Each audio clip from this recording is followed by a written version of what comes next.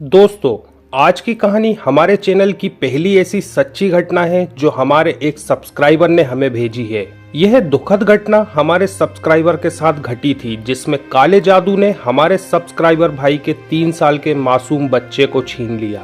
कृपया कहानी पूरी सुनिए और देखिए कि जलन की भावना और काला जादू कितना खतरनाक साबित होता है। जय श्री राम दोस्तों, मैं शुभम भार्गव आपका स्वागत करता हूं आपके अपने चैनल ADB पैरानॉर्मल फाइल्स पर। यहां हम आपको सुनाने वाले हैं real horror stories, paranormal incident, भूत प्रेत और आत्मा और खतरनाक अर्बन लेजेंड की सच्ची कहानियां। और अगर आपने या आपके किसी अपने ने कभी कोई भूतिया अनुभव, जादू टोने से जुड़ी घटना, देवी देवताओं से जुड़ी चमत्कारी घटनाएं या अजीबोगरीब पैरानॉर्मल एनकाउंटर्स का सामना किया है, तो आप हमें अपनी सच्ची कहानी को स्क्रीन पर दिए गए इंस्टाग्राम ID पर भेज सकते हैं। आपकी भेजी गई सच्ची कहानियों को मैं अपनी आवाज में सुनाऊंगा ताकि दुनिया जाने कि यह घटनाएं सिर्फ कल्पना में नहीं, हकीकत में भी होती हैं। तो तैयार हो जाइए डर, रोमांच और आध्यात्मिक रहस्यों के सफर के लिए। अब चलते हैं हमारे सब्सक्राइबर के द्वारा भेजी गई खौफनाक कहानी की ओर। आज जो कहानी आप सुनने जा रहे हैं वो एक ऐसे पिता की है जो अपने छोटे बेटे को हर कीमत पर बचाना चाहता था, लेकिन एक औरत का श्राप, एक माँ की टूटी ममता और तंत्र विद्या और काले जादू ने सब कुछ तबाह कर दिया। ये कहानी भेजी है हमारे सब्सक्राइबर सुनील जी ने, जो उड़ीसा के एक कस्बे में रहते हैं। उन्होंने जो लिखा, जो बताया, उसे सुनकर मेरी रूह कांप गई। और जब मैंने इसे रिकॉर्ड करने का निर्णय लिया तो पूरे मन से यही प्रार्थना की कि ये दर्द, ये आग और किसी के घर तक ना पहुंचे। हमारे सब्सक्राइबर सुनील जी के द्वारा भेजी गई इस कहानी को अब मैं सुनील बनकर उनकी जुबानी आपको ये पूरी सच्ची घटना सुनाने जा रहा हूँ। मेरा नाम सुनील है। मैं उड़ीसा के एक छोटे कस्बे में अपने परिवार के साथ रहता था। मेरे परिवार में मेरी बूढ़ी माँ, मेरी पत्नी नीलू और मेरे 2 बेटे थे, 5 साल का क्रश और 3 साल का आरव। हमारा घर बहुत बड़ा नहीं था, लेकिन उसमें जो शांति थी वो कई बंगलों में नहीं होती। सुबह मेरी माँ तुलसी के सामने दिया जलाती, मेरी पत्नी चाय बनाते हुए भजन गाती और मेरे बच्चे आंगन में दौड़ते रहते। यही हमारी छोटी सी दुनिया थी, लेकिन हर खुशी की दीवार के पीछे कोई ना कोई अंधेरा इंतजार करता है। हमारे पड़ोस में एक महिला रहती थी, उनको हम सभी संध्या दीदी बोलते थे। उनकी शादी को कई साल हो चुके थे, लेकिन अब तक उन्हें संतान नहीं हुई थी। बात यहीं तक रहती तो ठीक था, लेकिन उनकी सास, उनके पति और पूरा मोहल्ला उन्हें बांझ के कर जलील करता था। मैंने खुद देखा है कैसे वो दीवार से सिर मारकर रोती थी। संध्या दीदी हमारी माँ को बहुत मानती थी। कभी कभी नींबू देने आती थी तो कभी शक्कर देने आती थी, तो मेरी माँ उन्हें चाय पर बिठा लेती थी। लेकिन धीरे धीरे उन्होंने हमारे बच्चों में दिलचस्पी लेना शुरू कर दिया। वो मेरे छोटे बेटे आरव को देखकर मुस्कुराती, उसे गोद में उठाने की कोशिश करती, लेकिन मेरी पत्नी को ये बिल्कुल अच्छा नहीं लगता था। एक दिन मेरी पत्नी नीलू ने मुझसे कहा, सुनिए, संध्या दीदी कुछ अजीब सी हो गई हैं।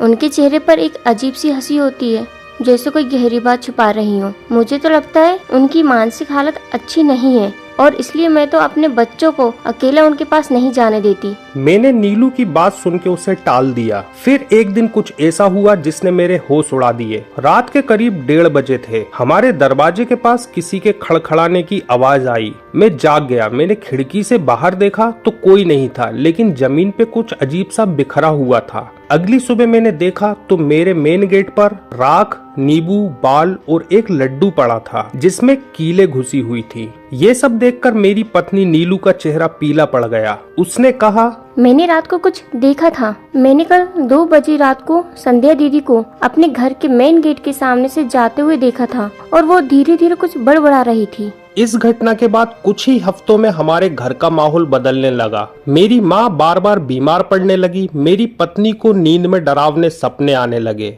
और मेरे दोनों बच्चों में अजीब बदलाव आने लगे। बड़ा बेटा रातों में चीखने लगता था, लेकिन सबसे खतरनाक असर मेरे छोटे बेटे आरव पर पड़ा। वो बच्चा जो हर समय हंसता रहता था अब गूंगा सा हो गया था। उसकी आंखें सूनी हो गई थी, उसका शरीर धीरे धीरे कमजोर होता जा रहा था। छोटा बेटा आरव अब चल भी नहीं पाता था, उसके शरीर पर फोड़े फुंसी निकलने लगे थे। उन घावों से मवाद बहता था, उसकी त्वचा जगह जगह से गल रही थी। ऐसा लगता था मानो कोई उसे अंदर से खा रहा हो। और उसके बाद शुरू हुई वो रातें जो आज भी मेरी नींदें छीन लेती हैं। आरव आधी रात को उठकर दीवार की तरफ देखने लगता था। बिना पलक झपकाए कभी वो खुद से बातें करता, कभी जोर जोर से चीख मार के रोने लगता था। एक दिन नीलू को मैंने जोर से चिल्लाते हुए सुना, उसे देखो, देखो सुनील, आरव हवा में हाथ हिला रहा है, कोई है क्या वहाँ?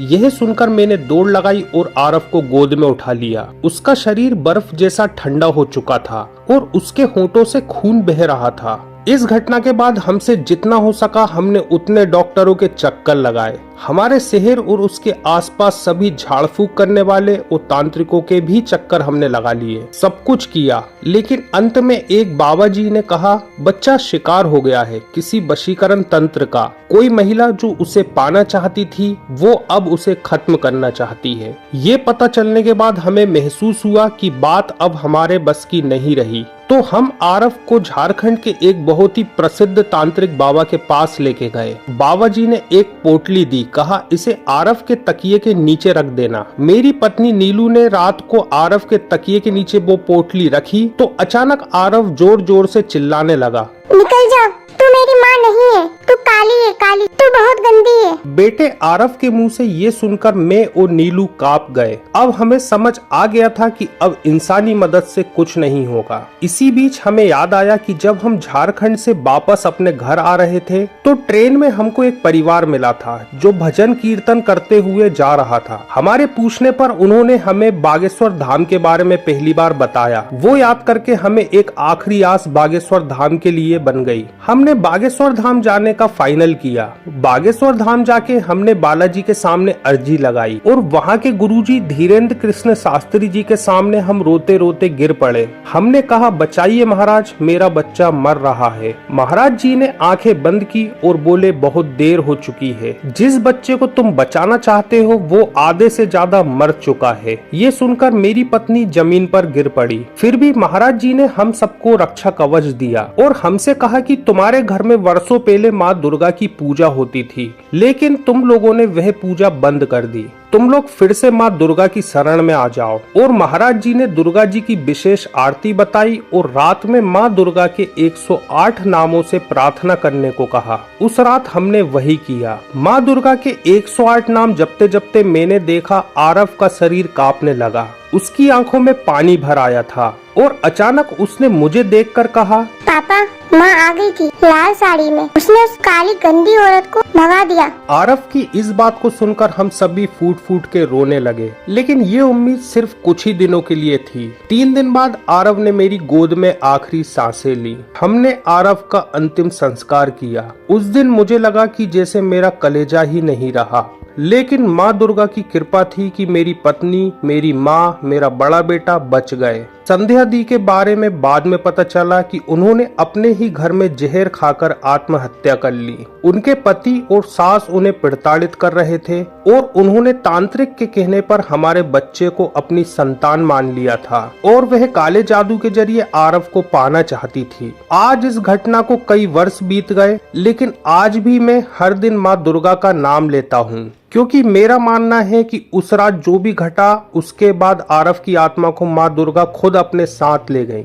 अगर ऐसा ना होता तो शायद वो अभी भी प्रेत बनकर इस धरती पर भटक रहा होता। इसके अलावा संध्या दीदी को मैं दोषी मानता हूँ, लेकिन मैं समाज को भी उतना ही दोषी मानता हूँ। अगर हम एक औरत की ममता को कुचलेंगे तो वो भी काले जादू जैसे गलत तरीकों का सहारा लेगी। दोस्तों, ये थी हमारे सब्सक्राइबर सुनील जी की दर्दनाक सच्ची कहानी। एक ऐसी कहानी जिसमें काला जादू था, लेकिन उससे भी ज्यादा एक माँ का श्राप और दूसरी माँ की ममता का बलिदान था। तो अगर आपको ये कहानी पसंद आई हो तो वीडियो को लाइक करें, अपने दोस्तों के साथ शेयर करें और चैनल को जरूर सब्सक्राइब करें। और अगर आपके साथ भी कोई सच्ची डरावनी भूतिया घटना या भगवान से जुड़ी कोई चमत्कार की घटना हुई है तो आप हमें अपनी सच्ची कहानी स्क्रीन पे दी गई इंस्टाग्राम आईडी पर भेज सकते हैं। शायद अगली कहानी आपकी हो और उसे मैं अपनी आवाज में सुनाऊं। तब तक के लिए जय श्री राम।